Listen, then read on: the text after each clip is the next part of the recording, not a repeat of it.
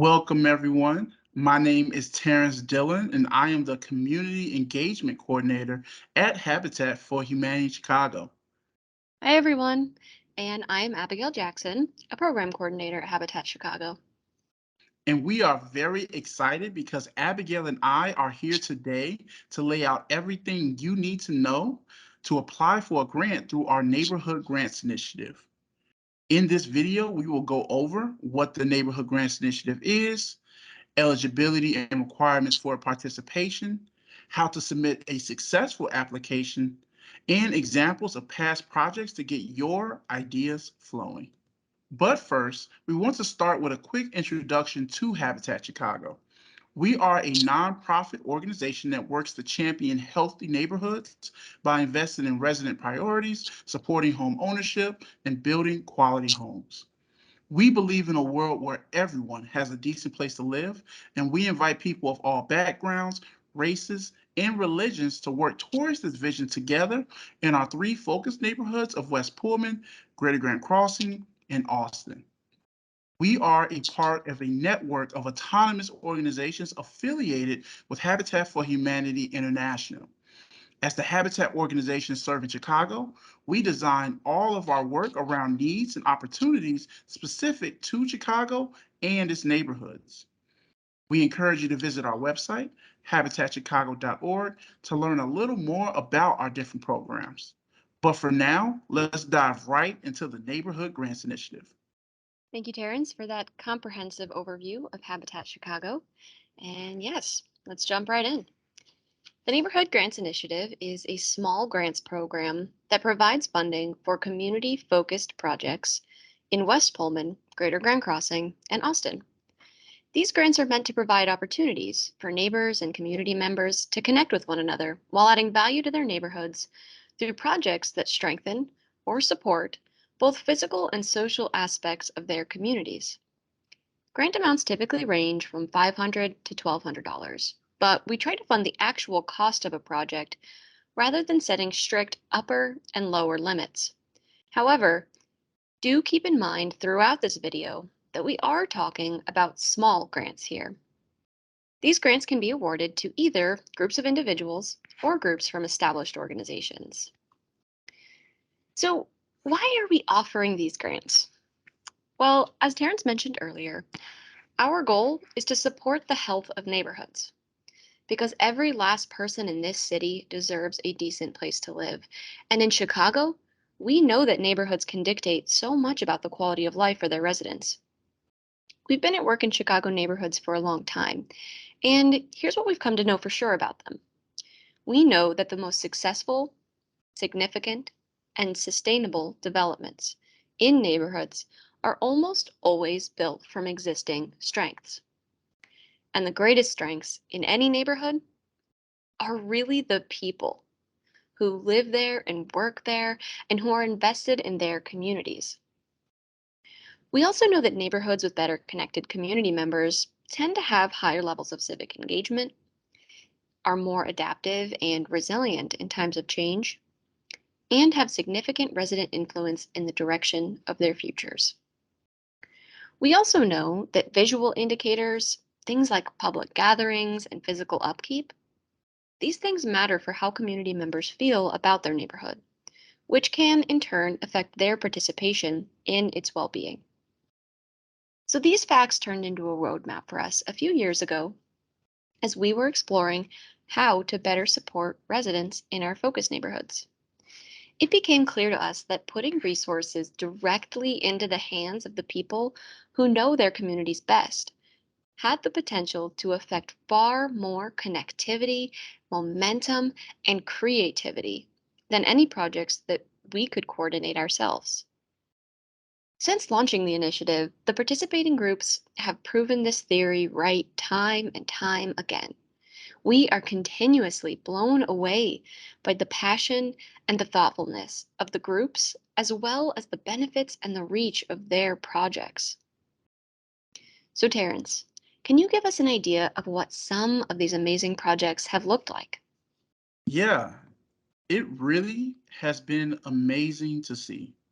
To give you an idea, here's a look at just some of these projects that groups have done in the past. To start it off, this community organizing group hosted a community basketball tournament and invited their local police district to do a roll call to build community connections. For this project, a group of 5 neighbors came together to make their block more attractive, appealing, and welcoming by purchasing and decorating 2 large commercial planters, of which they put one on each end of their block. This group of 5 neighbors hired a local contractor to fix and re-pour the concrete on their front porches. For this project, a group of 10 neighbors bought and installed solar yard lights on the front yards of 25 homes, spreading across 2 blocks so that their streets would have more light at night. Not having a place to store their garden tools and supplies, this group of neighbors bought and assembled a new garden shed to place in their community garden. This community group brought their neighbors together for a Halloween event that engaged community members, and several local organizations participated by decorating their cars so that kids could stop by and pick up candy and other cool items. This community group spent a few weekends cleaning up the traffic circles in their neighborhood and overhauled them with new plants and signage. For this project, neighbors on the block came together to hire a local contractor to power wash the awnings of 7 homes and then distributed 30 matching welcome mats for every home on the block. This project group put together a local petting zoo experience to give children in the neighborhood the opportunity to see, touch, feed, and interact with farm animals for the first time in their life, creating a memory they would never forget. And in our last example, a church group created a community unity campaign, first installing and lighting a huge high visibility wall banner on the side of the church. Then the group worked with the city to install matching light post banners to hang across the high traffic street and show neighborhood pride. Some additional ideas we've heard in the past have been murals, matching lawn accessories, public idea boards, free little libraries, community comedy nights, coordinated business signage, small painting projects, and resource fairs. As you can see, the small grants program gives you a lot of flexibility when it comes to developing your project ideas. And you are probably brainstorming some ideas right now. Keep them in mind because now I'm going to transition it over to Abigail, who will talk about the grant process and how you can bring your ideas to life through this program. On the screen, you'll see the basic steps. First, you gather a core planning group, and together, you develop your project idea. Then, you do your research, developing both your budget and your timeline, and you submit all that information with your application. If your project is approved for funding, your group will then set up a kickoff meeting with Habitat Chicago to launch your project. Then, your core planning group will sign your grant acceptance agreement, and you will receive 80% of the approved funding up front to begin working on your project. Once your project is complete, following your self set timeline, you will then submit your final report. After we review this final report, you will receive the remaining balance of the grant funds as a reimbursement. Okay, now let's go into more detail on each of these steps. As I mentioned, it really begins with your core planning group. This is the group of people involved with your project from the beginning to the end, from the planning phase all the way through to its execution. People in the core planning group usually take on distinct responsibilities. So, for instance, one person might be in charge of hosting meetings and group communication. Another person may be in charge of purchasing materials and keeping track of receipts. And 2 or 3 others may be responsible for promoting your project in the community and recruiting volunteers if you need them. Of course, these responsibilities will be specific to your project, but the goal here is that you and your group members can really harness each of your own strengths and perspectives so that the work is distributed and it's not just one person who is taking on everything alone. A core planning group must have at least 3 people And every person in the core planning group will sign the grant acceptance agreement if your application is approved for funding. While it is not required that everyone in your core planning group reside or work in one of these three neighborhoods where the program is available, we do believe that it is essential for project groups to include local residents and community stakeholders, since one of the main goals of this initiative is to bring neighbors together to work on projects for the benefit of their communities. So once you have this core planning group, it's then time to decide on a project idea and to begin researching how to make it happen. Your project can be anything that meets the requirements that we'll talk about a little later in the video. But successful projects we've seen in the past have usually been based in the strength of the core planning group members. Maybe that's a connection that one of you has with your neighbors or community centers. Or maybe someone is really good with carpentry or gardening. The point here is that all of your group members have talents and assets, and we encourage you to take a look at what those are before finalizing your project idea. It's also important to note that successful projects we've seen in the past have also been the right size. That is, they can get done within approximately 2 to 6 months and within the time limitations of the group members themselves. And, of course, within the typical funding range of this program. Now, Terrence, would you like to talk a little bit more about some of the tips and resources that we have for project groups who are looking to submit an application? Yeah. So once you have your project idea, you should next do some research and preliminary planning. Doing this step will help you submit a more successful application. You'll want to look into any legal requirements associated with your project and their timelines. For example, you may need a street closure permit from the city, and so you'll need to know how to get that and when to apply for it. If a permit requires a fee, be sure to include that in your budget. Next, you'll want to assemble a full materials and services list. What will you need? How much will they cost? Where will you purchase them from? For items you plan to buy, be sure to include tax and any shipping costs as well. Then, after you know what you'll need, you will want to put together a project timeline. This will include any key dates and milestones, such as when you will purchase materials, when your group work days will be, when you will have volunteers secured if you need them, and if your project includes an event, when that will be, and any backup dates you decided on. Projects should be designed to take approximately 2 to 6 months from initiation to completion. And finally, spend a bit of time thinking about your project success. What are the major risks? What are your time constraints, community considerations, etc.? The more you have thought through how to make your project a success before applying, the more likely it is to be funded. After doing this, you should move on to the application phase. Exactly. So, as Terrence mentioned, once you have your core planning group, a solid project idea, and your materials list and timeline, it's time to apply.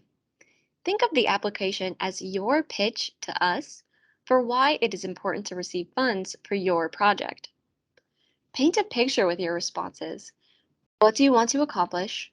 What is the plan? And how will you get it done? It's important to answer each question in the application thoroughly because even if you've had conversations with someone at Habitat Chicago about your project idea before applying, you still need to get the full picture across in the application.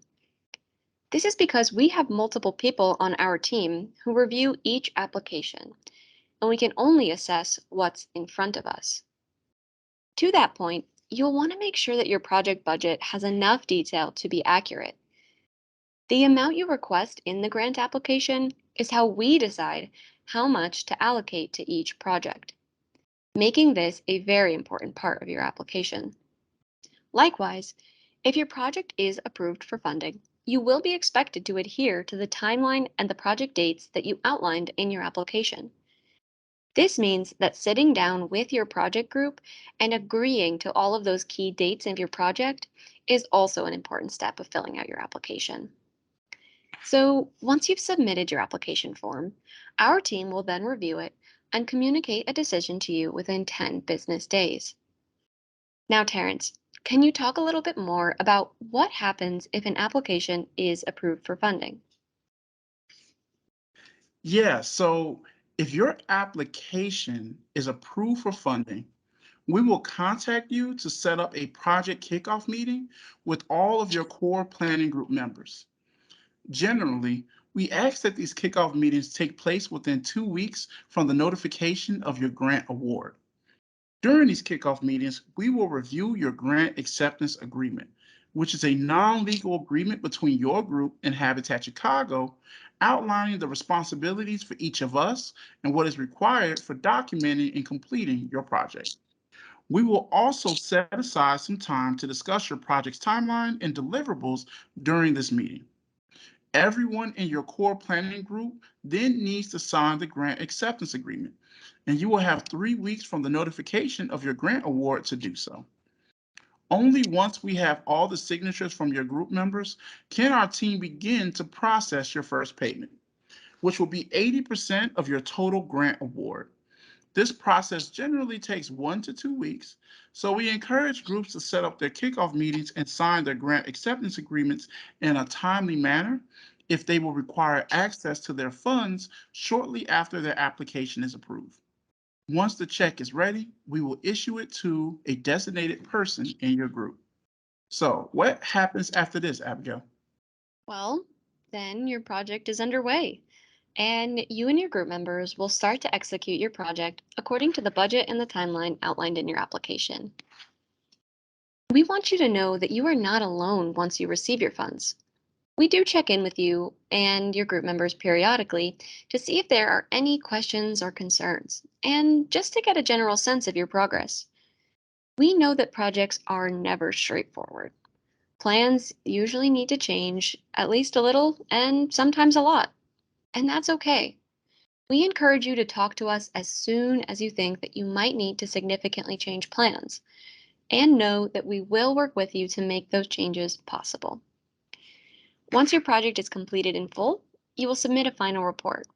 Similar to the application, you will also complete this report online, and it will consist of 3 to 5 photos of your project, a count of how many people you engaged or impacted, an expense report with valid receipts to show us how the funds were used and how much is owed to you, and a written reflection on your group's experience and learnings from your project's process and results. When we receive your final report, we will reimburse your group for any funds that were used over that initial 80% payment up to 100% of the funds that were awarded. So just to clarify, your project group may receive up to 20% of the grant award as a reimbursement at the end of the project. Now, before you apply for a grant, it's helpful to know what all the project requirements are. So, Terrence, can you lay out all of those for us? Yes, so we've mentioned a few requirements in this presentation so far. Let's lay out all of the major program and eligibility requirements in one place to make it easier on you. Your core planning group must have at least 3 people. Your project needs to take place in West Pullman, Greater Grand Crossing, or Austin. It needs to impact the physical or social spaces in your neighborhood, or both. It needs to engage at least 5 community members in planning and or execution. It cannot primarily benefit the business of any core planning group member. Your group needs to follow any legal requirements. Your group's project must adhere to the latest public health guidance. You need to submit an application for consideration, and you need to submit a final report when finished. Thank you, Terrence. So, now that we're all caught up on the program's overall process and the requirements, let's talk a little bit about the logistics of when and how you can apply for a grant. Let's start with the when. You can apply for grant funding at any point in the year when it makes the most sense for you, your project group, and your project idea. This means that when you apply is ultimately up to you and your project group to determine, But we highly encourage you to apply 1 to 2 months in advance of when you will require access to funds, because the grant setup process can take 3 to 4 weeks. It is also important to note that we do not review applications that are submitted more than 4 months in advance of the project start date, meaning when you plan to start working on your project. Our team reviews applications as they are submitted, and we award grants to projects that meet a certain rating threshold until funding is exhausted. Also, keep in mind that if your application is not approved for funding, you will still have the chance to resubmit with improvements. And finally, we want you to note that groups are only able to take on one project at a time, but you can submit as many consecutive applications throughout the year as you'd like. Right? And now that you have an idea of when you should apply, let's go to the how part. You will submit your application form online through our website. To give you an idea of what the application looks like and how to fill it out, we're going to head over to our website and run through the form together. We also want to show you how to navigate through our website. So let me pull up the browser here. You'll start by going to habitatchicago.org. You'll then hover over Programs and Services, and you'll find the Neighborhood Grants Initiative. You'll click here, and when you're taken to our program page, you will notice that there are 6 tiles on the page. Each of these tiles contains information about the program as well as resources that may be helpful for you and your project group. Before getting started on your application, you will want to make sure you read through these tiles, especially the eligibility and requirements tile, as well as the application instruction. These will recap a lot of the information that we've covered today. If you have any questions about the program, you may be able to find answers to them in our FAQ page. To see past projects that have taken place as a part of the Neighborhood Grants Initiative, you can click through the past projects found on our Past Projects webpage. And finally, when you are ready to apply, simply come back to this main page here and click on the Application tile. Now, once you are on this page, you will see that the application itself is slightly lower down on the page. Please note that there is no save and resume feature on this application, so we encourage all project groups to type out their responses in a separate document, then paste in your answers when you are ready to submit. If you're filling out this form on a mobile device, we encourage you to click here to access a mobile-friendly version of the form. Now, to start on the application, you will begin on this first page, where you will identify the neighborhood and the location of your project, as well as your project group name, which helps us identify your group. And this name can be straightforward or out of the box. It's up to you and your group. Then you'll give us a description of your project idea and how it's structured, and you'll tell us a little bit more about why you think your project is important and why you've chosen this project specifically. Then you'll enter in the approximate number of people that you think your project will impact. Now, this will be an approximation, but should include roughly all of the people that you expect to engage through your project in both the planning and the execution. Think volunteers, local contractors, neighbors, community members, people in your core planning group, event attendees, and anyone else that you will engage along the way. Now, moving on to the next page, you will lay out your project's timeline and execution plan. Here you'll enter in the estimated start and completion dates of your project, as well as any key dates that fall in between. Your start date should reflect the time at which you and your core planning group will start meeting, planning, and working on your project. Other key dates can include when you will need to purchase materials, any workdays, or significant planning meetings that you have scheduled, and any event dates if you have them. If you're not sure what these key dates are right now, or if you think that they may need to change down the road, that's okay. Talk with your group and do your best to estimate. providing us as much information as you can. Remember that if your application is approved for funding, this timeline section will be key in establishing the terms of your grant award. If you would prefer to submit an alternate version of your project's timeline via a spreadsheet or a calendar, there is an option at the bottom of this page to upload an alternate file. It is okay to do one or the other. You do not need to do both, so please do the one that works best for you. Now, after you've laid out your project's timeline, you'll then provide us with some more information on how you'll ensure that this project will be successful.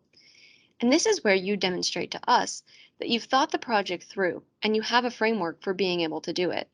In this section, we are hoping to see that you've given some consideration to how you'll make this project happen. We also ask a question here about the specific deliverables and outcomes of your project.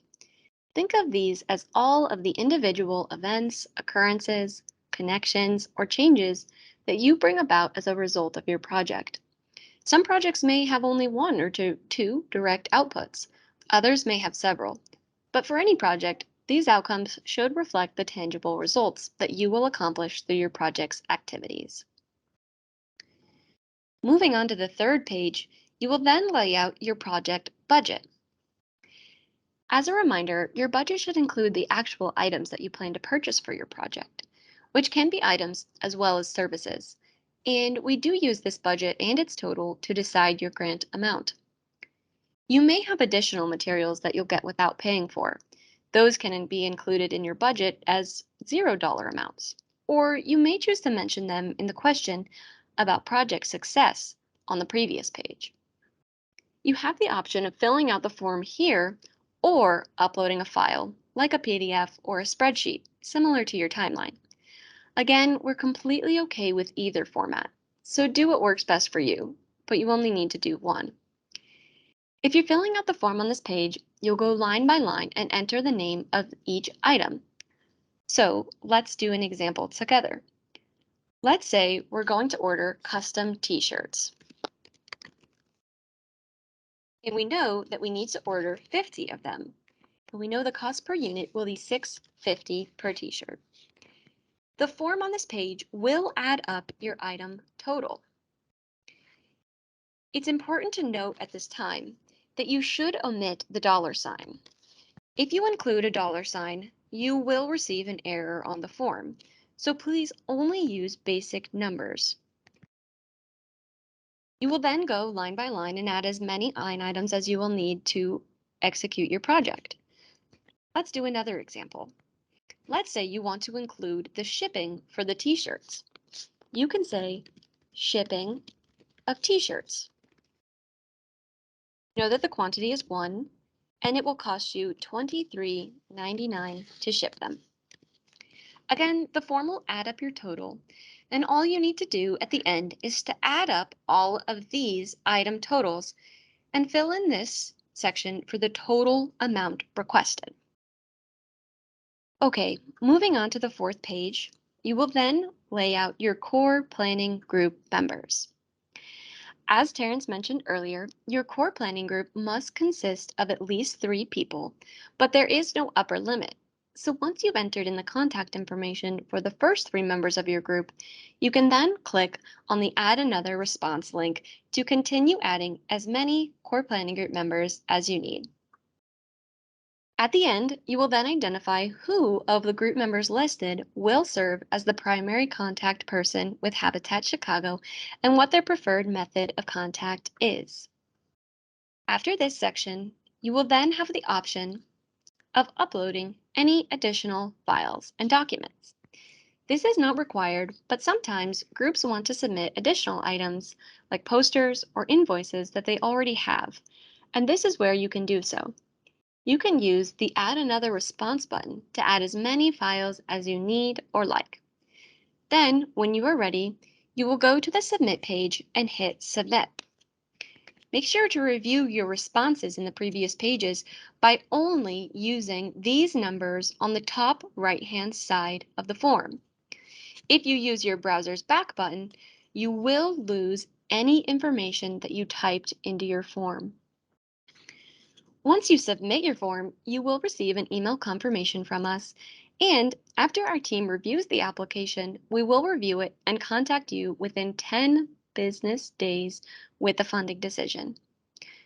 Now, going back over to the presentation, I'll pass it on to Terrence to recap the application and grant setup process. Thank you for that, Abigail. On the screen here, we have listed out the key steps in the grant application and setup process. You can apply at any point in the year, but we recommend that you submit an application at least 1 to 2 months before you will require funding. Grant award decisions will be communicated within 10 business days from the time you receive your application.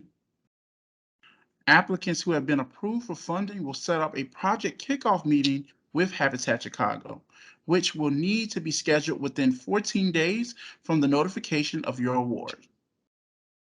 All group members will then sign the grant acceptance agreement, and you will have 21 days from the notification of your award to do so. We cannot process your initial payment until all of your group members sign your grant acceptance agreement, which means you will receive your first grant payment 1 to 2 weeks after your signatures are submitted. Once the project is set up, your group will begin executing your project according to the timeline set forth in your application. Projects should typically be doable within a 2 to 6 month time frame, but groups may require more or less time depending on the scope of the project. After your project is complete, you will submit your final report to Habitat Chicago, and once it is reviewed and verified by our team, we will process your final reimbursement. All right, we are nearing the end, everyone. Let's quickly run through some common questions we have heard from groups. Abigail, is it okay to hire someone for your project? Absolutely. We realize that you might not be able to do everything on your own, and that some projects may require you to hire someone. Whether it's a carpenter or a DJ, you can include their service fees on your application's budget. Getting a quote from a specific organization or individual in advance will give you a better idea of how much their services will actually cost for your project. Terrence, do I need to live in West Pullman, Greater Grand Crossing, or Austin to apply for a grant? Yeah, great question. Technically, you do not. Anyone can apply for a grant as long as the project takes place in one of those three neighborhoods. We understand that community stakeholders may include people who work or go to church in the neighborhood, as well as residents. However, we strongly prefer project groups who have a direct tie to the neighborhood and work directly with residents and other community stakeholders. Abigail, can grants be used for individual home repair projects? Great question. This program is not designed for single home repairs. It is meant more for publicly visible or accessible spaces. If you are searching for home repair services, please take a look at the service resources page on our website. However, we do recognize that the exteriors of the homes on a block can make a big difference in the look and feel of a block. So, if you want to do exterior home improvements, that's fantastic. The requirement is that groups work on the street facing exteriors of at least 3 homes and engage at least 5 neighbors. Of course, the more the better. So, Terrence, since we accept applications year round, when should project groups submit their applications? Yes, so project groups are encouraged to submit their applications 1 to 2 months in advance of when they will require funding. This is because the whole grant setup process can take 3 to 4 weeks, and applying early is the best way to ensure that you will be able to access your funds when you will need them. However, please keep in mind that we will not review applications that are submitted more than 4 months in advance of their project start date. Okay, we just covered a ton of information. We try to be thorough for the sake of clarity, but sometimes that can come off as a lot to take in. And so we want to end here with some feedback we received from past project groups so you can get a sense of the doability and enjoyment of these grants. This quote here is from a previous project group leader, and in regards to their grants program experience, they said, "This grant program has awakened my spirit of community again. I look forward to working with you again in the future. I used to volunteer a great deal in the past. I think it's time to go back to volunteering." And the project leader from another group said, "This grants program has one of the most publicly accessible, flexible, and quickest turnaround processes I've ever seen." And from another project group leader, they said neighbors who were not familiar with each other got the chance to meet each other. This project made it easy for those who never get a chance to see or talk to their neighbors to get acquainted and find out who lived where on the block. And with that, we've reached the end. If you have any questions about the program, how it works, or about your specific project ideas, please get in touch with us. We would love to talk with you. Our contact information is on the screen, as well as the Neighborhood Grants Initiative webpage link. We also want to challenge you to share what you learned today with your fellow neighbors, whether it is through text message, phone calls, or posting on Facebook. Help us spread the word about the Neighborhood Grants Initiative so that more neighbors in West Pullman, Greater Grand Crossing, and Austin can take advantage of it. There may be a lot of people in your network who have been waiting for a resource like this, and you can be the one to finally introduce it to them and maybe even collaborate on a project together as well. With that being said, thanks so much for sticking with us in this video. We hope it was helpful and that you are excited to get started. I know that we can't wait to see what ideas you come up with. Thank you very much again. Bye bye.